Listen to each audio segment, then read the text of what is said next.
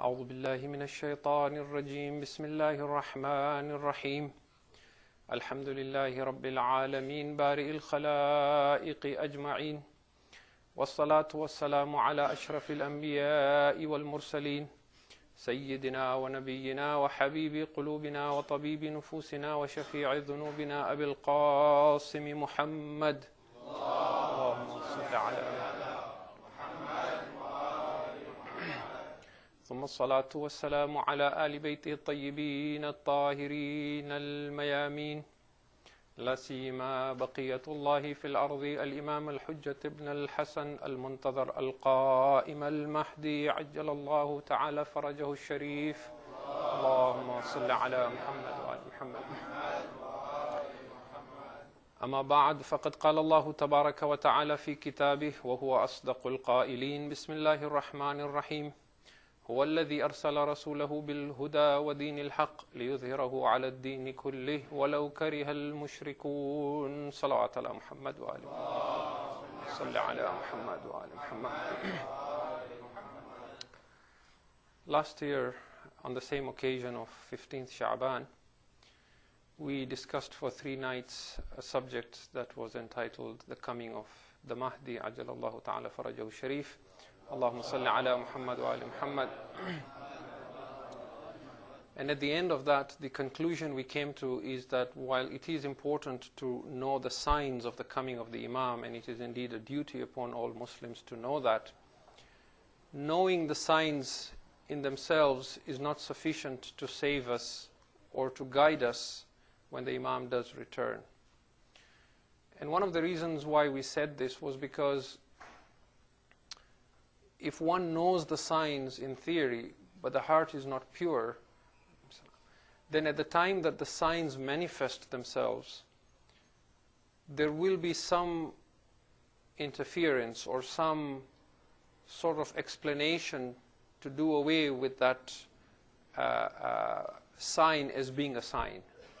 And we gave examples to show how in history, even when Allah manifested miracles, there was a tendency by people to later on analyze this and give their own quote-unquote scientific explanations as to why the sea parted for Musa, for example, or why Isa alayhi salam was able to bring the dead back to life, and so on and so forth. And therefore, if a human being knows the signs only and is waiting for the Imam eagerly, knowing all the signs of his return, upon the manifestation of these signs, it only needs one scientist to give some sort of an explanation to say, well, this is why this, what you call dukhan or whatever, this is the real scientific explanation. And that is enough to cause the individual to lose faith or to doubt, is this really a sign? And we said at the end of that while we should know the signs, what will really save us and keep our faith is the purity of heart. Now tonight we want to discuss a different subject but come to the same conclusion. The subject we want to talk about is the proof of the existence of an Imam on this earth at this moment, and proof of the belief in a Redeemer or an Islamic Messiah or the Mahdi in Islam. And before I actually get into the subject, I wish to tell you the conclusion. The conclusion is going to be the same as last year, to say that it is important to know the proofs from Quran, from Hadith, logical arguments for the proof. But when all is said and done, there is always the element of this argument against that argument. And it is only our faith and purity of heart that will strengthen us in our belief of the Mahdi. Because this is a question that people ask time and time again, particularly at this time of the year when 15th of Sha'ban comes around. People ask this question, how do I get closer to my Imam? How do I strengthen bonds with the Imam? How do I change my life so that I feel his presence in my life? And as we shall see, that it is not by doing something directly in relation to ourselves and the Imam, but more so in purifying ourselves that we come closer to the Imam. If you can recite a salawat ala Muhammad wa ali Muhammad. Allahumma salli ala Muhammad wa ali Muhammad. Muhammad. So there's 2 arguments that we are looking at. One is the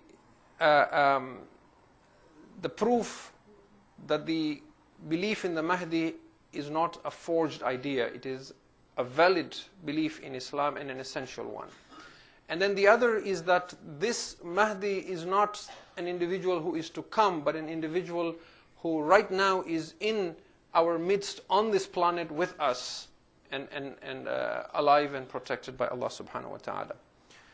The arguments that are normally given against the belief in the Mahdi are of various kinds, and I just wish to list some of them.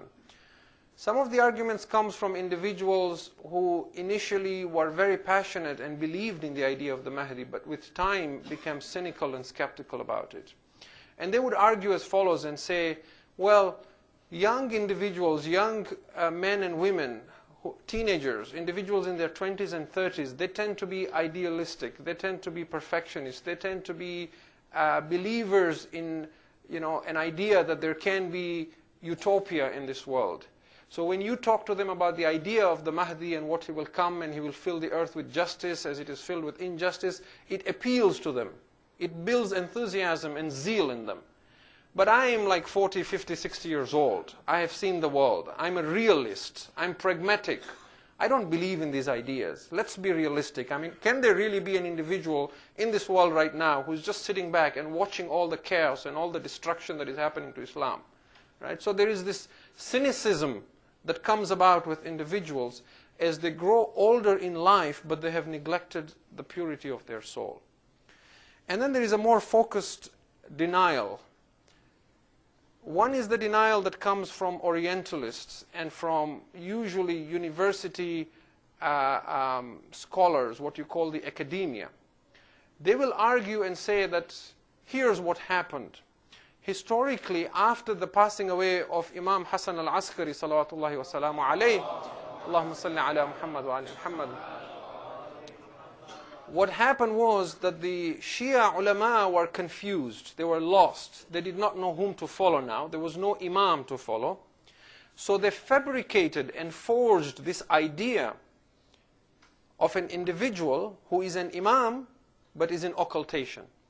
So the whole idea of the Mahdi was forged out of necessity because they had to give an answer to the Shias to say, well, we've had all these Imams and now suddenly there's no one.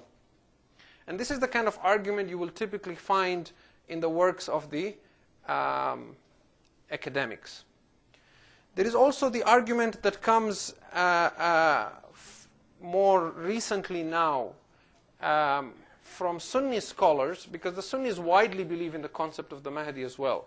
But in particular, the scholars from Saudi Arabia, what are being called the Orthodox Sunni scholars, but really the Wahhabi scholars, they are now pushing this line as well to say that there is no concept of Mahdi in Islam, despite the numerous traditions in even Sunni sources. And their argument, which is very, very ironic, is that the Sunni scholars who quoted traditions on the Mahdi, they actually were influenced by Shia scholars.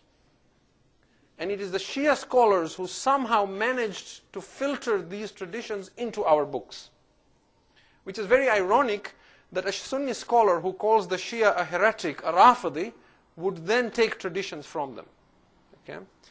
But just so you understand the seriousness of this issue and why it is important to reinforce and understand why we believe in the Mahdi, works that are generally regarded as being authorities or that are looked to for reference are also questioning the existence of the Imam. Perhaps out of fear that if such an individual does exist, then it threatens. First of all, you can understand why a country like Saudi Arabia would not want the idea of the Mahdi to exist, because when you keep talking of him initiating his mission in Mecca, then obviously he replaces whoever sees himself as the Khadim of the Haramain, right? So that obviously is a threat to the whole idea of a kingdom that belongs to one family.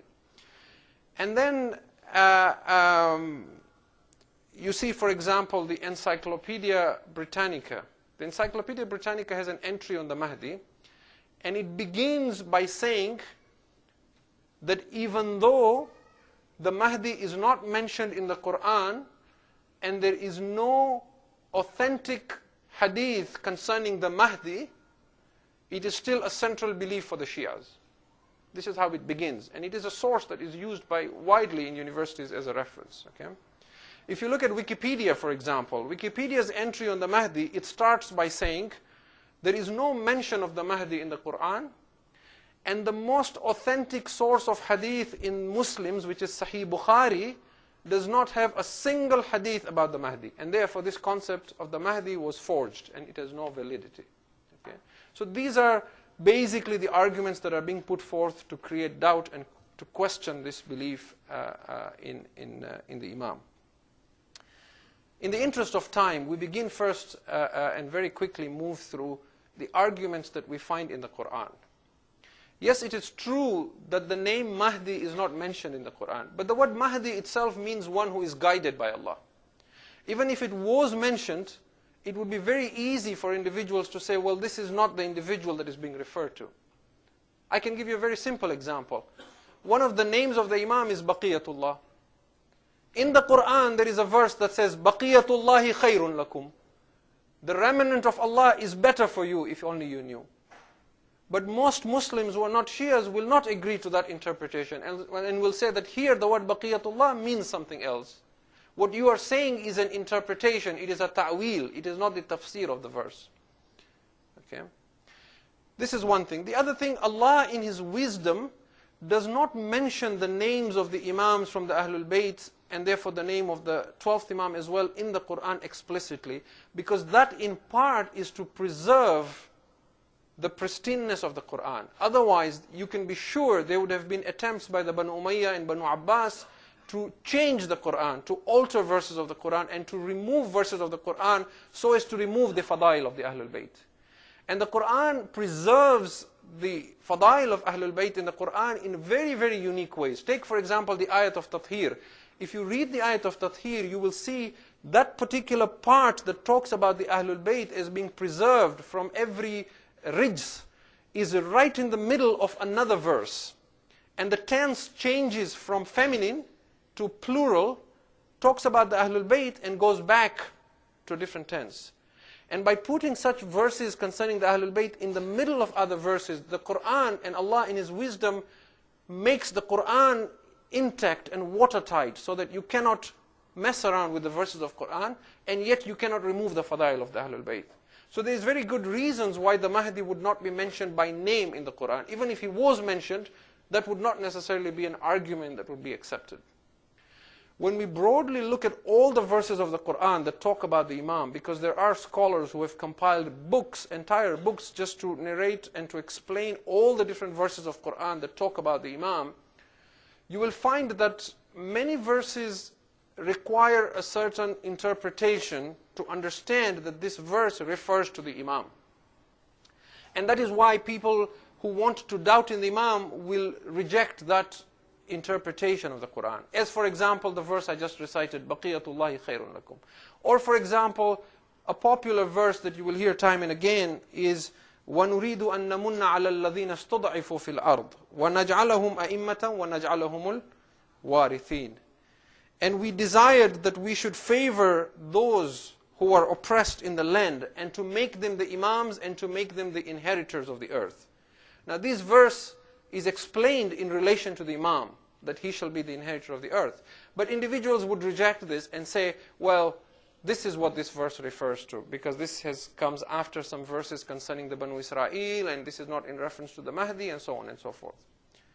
What I'm trying to get at is, even if we discount and we ignore all these verses of Quran that the Shia ulama and Sunni ulama have presented to say that with the support of ahadith from the Prophet and the Imams alayhimus salam explaining these verses to refer to the Mahdi, even if we move these all away and just look at the Quran in its own self, there are still verses that would force us to acknowledge in the belief of a Redeemer.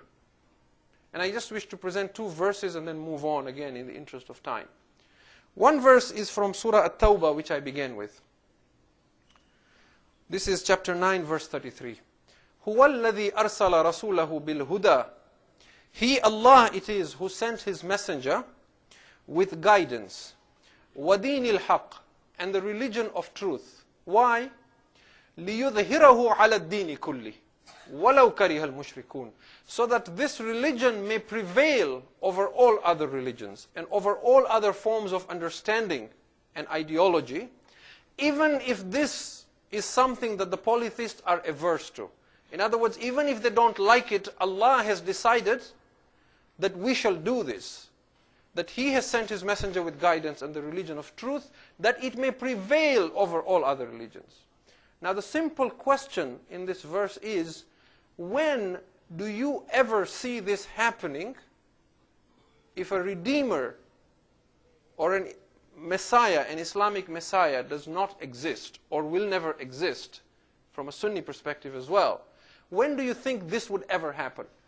You have seen the history of the world up until now, and you have seen the human inclination to greed. You have seen how power corrupts, and absolute power corrupts absolutely. You have yet to see a leader who takes power and authority, even in the name of Islam and Muslims, and then establishes justice, except in very, very few rare cases. Right? Most of the Muslim world today, I mean, you have Iran as a unique example, but that is, again, a Shia Islamic state. And the Shias are seen as minority. So let's talk about the majority, for example. Look at the Muslim countries, some that call themselves Islamic, like Pakistan, and some that don't. Egypt, Jordan, Saudi Arabia, Yemen, United Arab Emirates, Oman. I don't have to explain you the details. But most of these are monarchies and dynasties that are run by one family.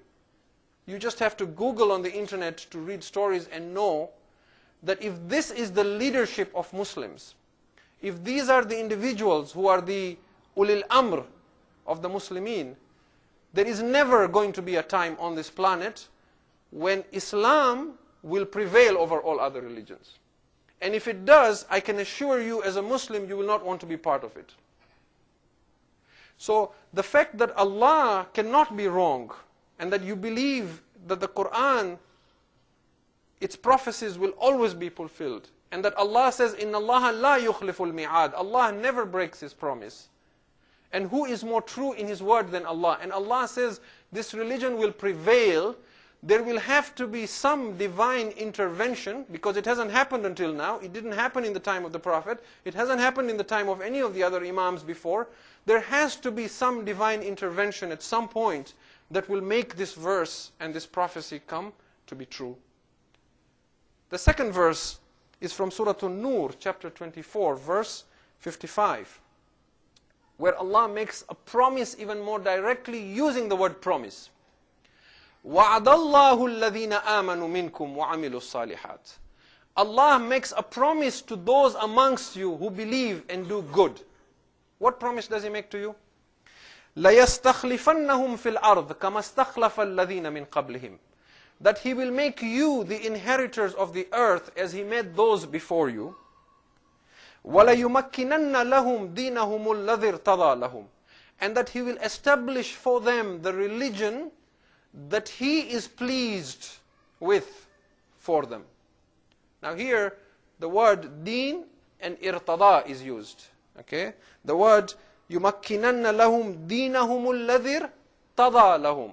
So irtada and deen is mentioned. So we want to know which deen is this that Allah is pleased with.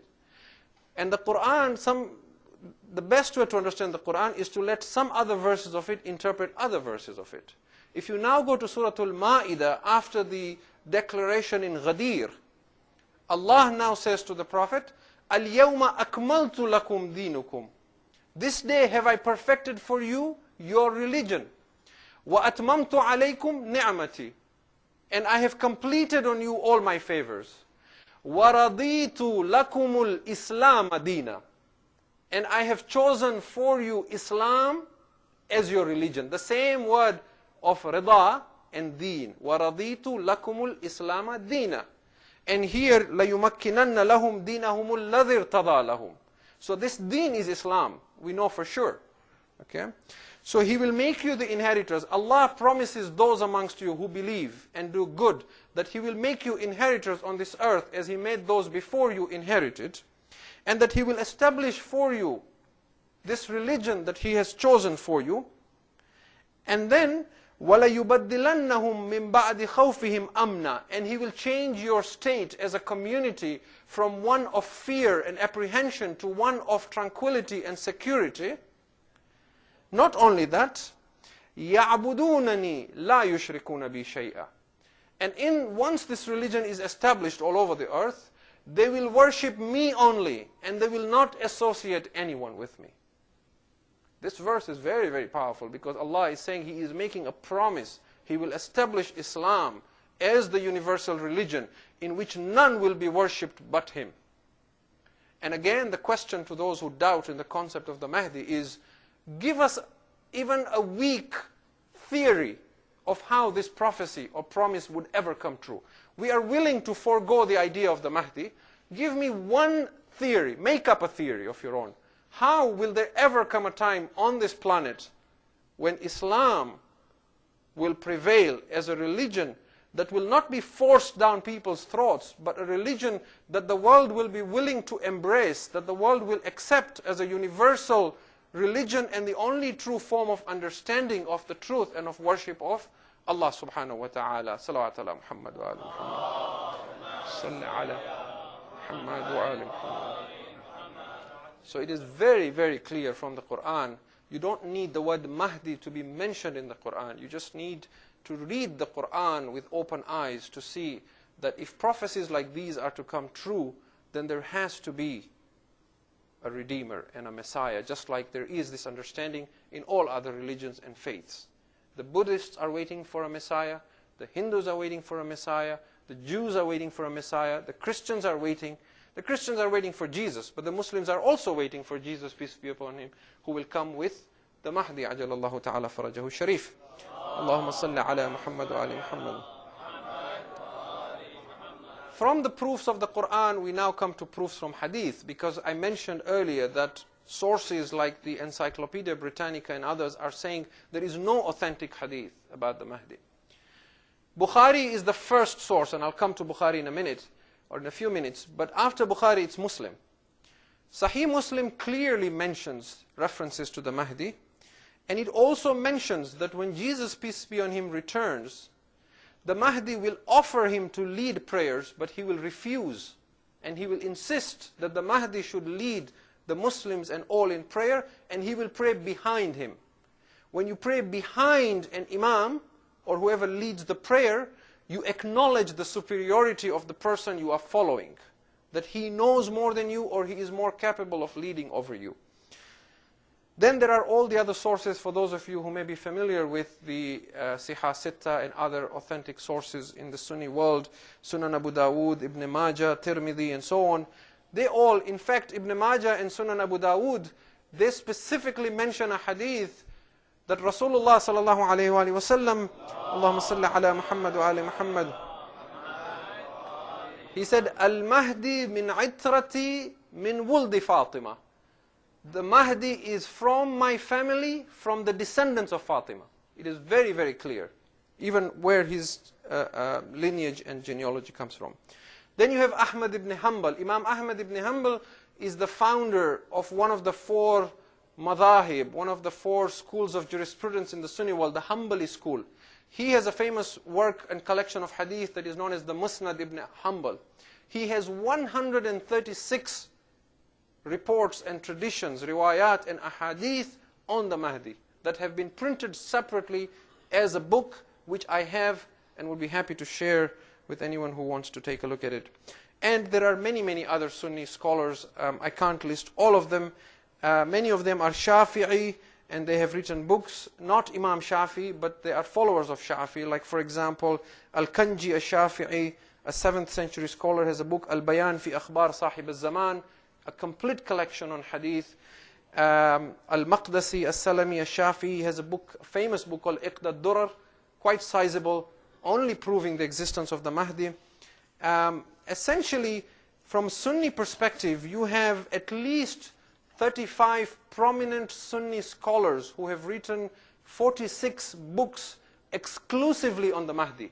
Not mentioning him in their works, but an entire book just to prove the belief in the Mahdi. There is a famous scholar and theologian in the Sunni world called Ash-Shawkani. Ash-Shawkani says the traditions on the Mahdi are so many, from so many different sources, that they have reached a level of tawatur. Tawatur is a term that is used by experts of hadith. A hadith is called mutawatir when it is repeated numerous times from different chains of narrators so that it is beyond any possibility of doubt. And he says the narrations on the Mahdi has reached tawatur. It is impossible to doubt on it. Most of the traditions that you will find from Sunni sources will say that the Prophet said, even if one day is left for this world, Allah will stretch the day to such an extent until a man from my descendants return and he fills the earth with peace and justice as it is filled with injustice and iniquity. But to explain now Bukhari, I mentioned earlier that sources saying that the most authentic source of hadith, Bukhari, does not mention the Mahdi. That also is a lie. But there is an attempt to revise history, to change, to those who study hadith, they know that you have to also be careful when you read Bukhari and Muslim, because the versions of Bukhari and Muslim that are being printed in Saudi Arabia now, a lot of them are being edited. Traditions are being removed, they're being changed, parts are being removed with ... And there are other Sunni scholars who are trying to actually defend these original sources. You can even find some of them giving lectures expressing this concern on YouTube even, right? And I give you one example only. In Bukhari, volume 4, hadith number 658, there is a tradition from Abu Huraira who narrates from the Prophet, peace be on his family. And I'll read for you very quickly the Arabic and the meaning, and then I will read for you the translation by a scholar from Saudi Arabia. And I want you to see how he changes the translation completely just to hide the concept of the Mahdi. The original hadith in Arabic says, كَيْفَ أَنْتُمْ إِذَا نَزَلَ إِبْنَ مَرْيَمْ فِيكُمْ وَإِمَامُكُمْ مِنْكُمْ.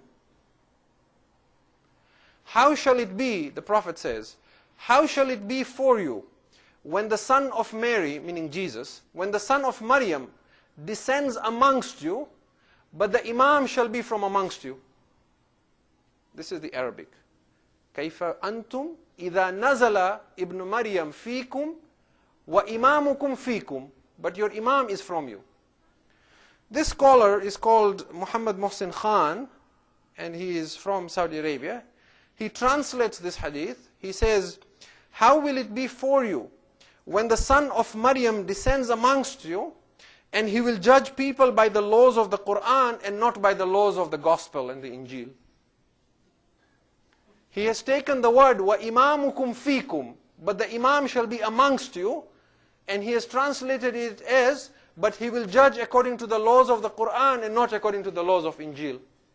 There is absolutely, you just need like rudimentary Arabic to see that this is a gross misinterpretation and translation, intentionally, so that just to prove that Bukhari does not mention the Mahdi. Okay? There is a body called the Muslim World League, and in 1976 they issued a fatwa in Mecca. And it's a lengthy fatwa. In the interest of time, I can't read the whole thing, but you're welcome to take a look at it after the majlis. But the conclusion of that fatwa says that because of the numerous mutawatir and sahih hadith on the Mahdi, there is no doubt in the status of these reports concerning the Mahdi. And this fatwa by the Sunni scholars in Mecca in 1976 said, it is obligatory, wajib, to believe in the concept of the Mahdi, and it is one of the beliefs of the Ahlus Sunnah wal Jama'ah, and only those ignorant of the Sunnah and those who are innovators, the Ahlul Bid'ah, will deny it. It is that strong. It is so strong, ironically, that Ibn Taymiyyah, who is seen as the inspiration and the founder to the Wahhabi movement, he in his book Minhajus Sunnah acknowledges that the ahadith on the Mahdi are authentic. Now, I want to very quickly now just give some logical proofs and then make a conclusion. We have talked about hadith, we have talked about Quran. Can we argue now, because these hadith and Quran have only proved that the concept and the belief of the Mahdi is valid in Islam. But from a Sunni perspective, the Mahdi is yet to be born. he will be born closer to the time of his emergence. And that is the argument used against the Shi'as, that there is an individual who has been alive from the year 255 AH to this day. And for this then we bring in some logical arguments to prove our point. The first point, of course, is arguing on the existence of the Mahdi as a logical proof, or the concept of the Mahdi. And that is by simply asking ourselves a question: how do you as an individual see the human race reaching a climax? What do you think this human race that has existed on this planet for all this time, when it reaches an end and a climax, what do you understand this climax to be? Does it end with nuclear wars and destruction and the extinction of human beings? Or does it end with a utopian state where there is peace and justice over the world? And you go to Surah Al-Baqarah, chapter 2, verse 30, where Allah has this argument with the angels. And the angels say to Allah, are you going to create human beings on this earth when they spread mischief and bloodshed? When Allah says, إِنِّي جَاعِلٌ فِي الْأَرْضِ خَلِيفَةً. And at this, Allah argues against the angels and says, I know what you know not. Now, if the human race ends with a negative end, with disaster, with extinction, with war, with hate, then the angels were right all along. Then how do you explain Allah's argument that even though you think they will create bloodshed, I know what you know not? It means human beings have a journey that they're destined for, which is not to end with disaster. That is one thing. The other thing is that if you argue that the human race has lived on this planet for about 8 to 10,000 years from the time of Nabi Adam alayhi salam, then the issue is, why would Allah suddenly stop communicating with human beings or having a representative on the earth all of a sudden, and then bring one again towards the end of time? The reason why this is an important argument is because this is an argument that is used by atheists. The atheists who want to prove that God does not exist, what they say is, you're telling us all the stories of the past. There was Adam and Noah and Abraham and Moses and Jesus and Muhammad, and peace be on them all, and they were performing all these miracles, and they were parting the sea and bringing the dead back to life. But why is there no one now? Why would God continue communicating to human beings, and the first human being is his representative, and he continues to keep a hold and a communication line with human beings, and then all of a sudden, when we have science and we have technology and we have the means to prove whether this individual is really a prophet or someone from God, and we have the means to prove whether this act is really a miracle or not, God goes quiet on us. He just disappears. And there is no religion and no sect in this world that has an answer for this except the madhab of Ahlul Bayt. They are the only ones who can argue that there is an individual now who has that line of communication with Allah subhanahu wa ta'ala to His creation. For everyone else, they have no explanation as to why Allah goes silent and then there is nothing thereafter. Okay? So this would again argue the existence of a representative. The other argument is that when Allah does things, He does not do things directly. He does it through a means. Allah says, I am the creator and the giver of life. But Allah does not say be to everyone and they come out of nowhere into existence. He may have done that for Jesus, peace be on him, or for Adam. But most human beings require a father and a mother to come into existence. So the giver of life is Allah, but He does it through a means. And this is a principle that the theologians agree upon, that أَبَى اللَّهُ أَن يَجْرِيَ الْأَشْيَاءِ إِلَّا بِأَسْبَابِهَا. Allah has refused to let anything come to pass except through a cause and effect, through a means. Allah says, I am the sustainer. But when you go home, you don't see a plate of food ready. You have to struggle for it. Allah sends you your rizq and your sustenance through others. He gives somebody part of your wealth and that person pays you a wage and it comes to you through that. Allah says He is the one who takes life away, but He doesn't take it directly. Something becomes a cause. It may be an illness, it may be a disaster, it may be anything. From this we understand that everything that Allah says He does through a means. And just as He nourishes us physically through causes and effect and a means, in the same manner, when He nourishes us spiritually, He also does it through a means, through a wasila. He does not do it directly. As a simple example, chapter 15, verse 9 of the Quran, Allah assures us that this Quran cannot be interpolated, it cannot be changed. He protects it. إِنَّا نَحْنُ نَزَّلْنَا الذِّكْرَ وَإِنَّا لَهُ لَحَافِظُونَ. It is we who have revealed this reminder, and it is we who shall protect it. But if someone tries to change all the Quran in the world, or reprint a new version and distribute it, Allah will not send a thunderbolt from down and just zap him. There is someone through whom Allah says, وَإِنَّا لَهُ لَحَافِظُونَ, that it is we who protect this Quran. There is an individual who represents this truth to ensure that it does not disappear and become extinct. Okay?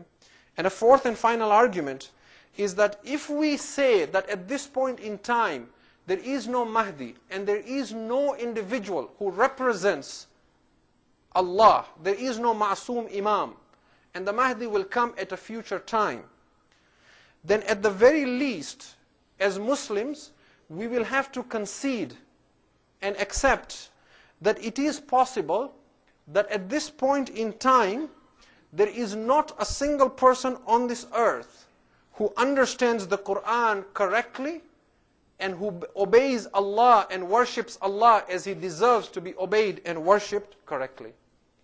You would have to acknowledge that. If there is no Mahdi today, can anyone stand up and say, I know the meaning of the Quran, or I am Masoom? Which means you will have to accept that at this point in time it is possible that we are all wrong and nobody really knows the meaning of the Quran. Then what is the purpose of Allah protecting the Quran if its meaning is not protected? You see, so there is a forceful argument. And particularly I want to end this argument that there has to be somebody at this point in time with a quotation from Nahjul Balagha, which is highly authentic for the Shias and for many Muslims. In Nahjul Balagha, saying 147, where Imam Ali alayhi salam talks to his companion Kumail, Allahumma salli ala Muhammad wa ali Muhammad. He talks to Kumail and tells him about knowledge, a very famous quotation saying, and in that he says to Kumail, the earth is never without one who stands for Allah with proof, either apparent and popularly known, or hidden in fear, so that the proofs of Allah and His commandments may not be voided. And I will read this for you in Arabic so that you can see how it directly connects to the Imam of our time. The words of Imam Ali alayhi salam in Arabic to Kumail is, لا تخلو الأرض من قائم لله بحجة إنما إما ظاهرا مشهورا وإما خائفا مغمورا لألا تبطل حججه حجج الله وبيناته. So the word qa'im and hujjah is very, very clearly mentioned by Imam Ali alayhi salam, that it is impossible that there is any time on this earth when there isn't one who represents the Imam. And that is why the Shias have a very strong hadith that says that if the earth was without one who represents Allah even for the blink of an eye, the whole earth and its universe would collapse and vanish. In other words, Allah has a connection to His creation, but He does this through an individual who represents Him, and that individual is none other than the Imam of our time, Imam Hujjat ibn al-Hasan, Sahib al-Zaman, Ajjalallahu ta'ala farajahu al-Sharif. Allahumma salli ala Muhammad wa ali Muhammad. So in particular for the youths and the younger generation, the idea and the belief of the Mahdi should not sound strange or odd to us, even if there are people in the name of being intellectuals try to cast this doubt in our minds.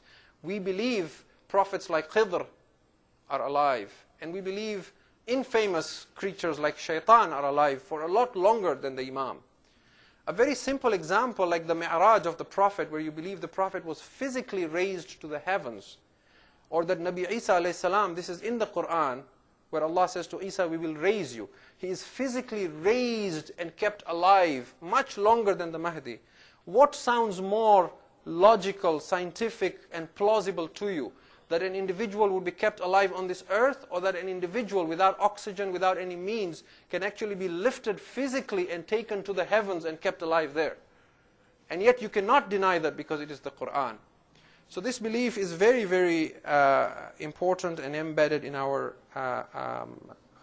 aqidah. And as I said at the start, the conclusion is the same. We have given Quran proofs, we have given Hadith proofs, we have given logical proofs. But when all is said and done, whether we strongly believe in the Mahdi and we feel his presence in our lives strongly or not, will not rest on how much Quran or Hadith or logical arguments we have memorized. It will rest on the purity of our hearts. It will rest on our spiritual status. And there is a hadith from Imam al-Mahdi himself, Ajallallahu ta'ala farajahu sharif, Allahumma salli ala Muhammad wa ali Muhammad, wa ali Muhammad, in which he says, nothing keeps you away from me except your sinful actions. That is what keeps you from me.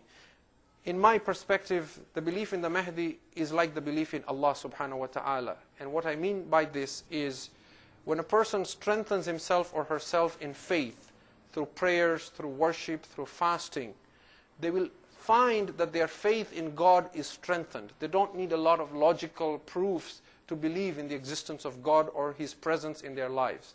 But when a person is constantly eating, constantly having these outbursts of desires and running after pleasure, constantly neglecting the purity of the heart, then this individual will first begin to find that they are not interested in worship. They become heedless of Allah subhanahu wa ta'ala.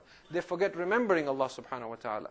The next stage after that is they lose trust and faith in Allah, that He plays an important role in their lives. And then the final stage is they actually doubt in the existence of Allah, and particularly when they are faced with calamities and trials. The belief in the Mahdi, my dear brothers and sisters, is exactly the same thing. If we engage in worship, in fasting, and we purify our hearts, we will not need a lot of arguments to feel His presence in our hearts and the role He plays in keeping Islam alive today.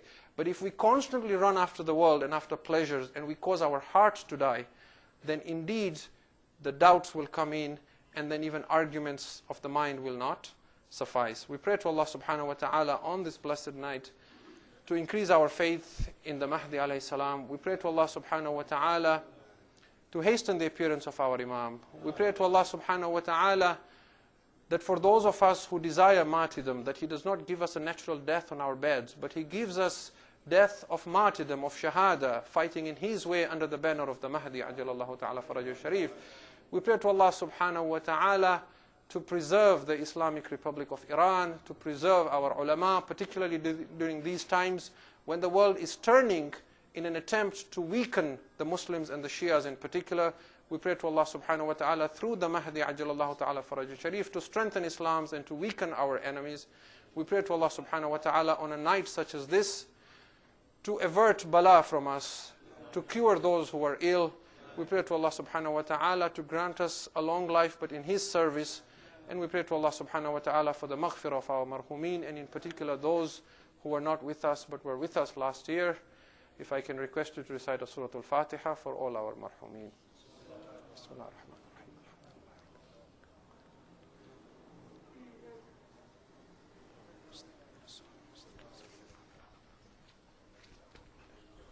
Inshallah, let us remember each other in du'as on this special night of Laylatul Bara'a. Inna Allah wa malaikatahu yusalluna ala an-nabi ya ayyuhalladhina amanu sallu alayhi wa sallimu taslima.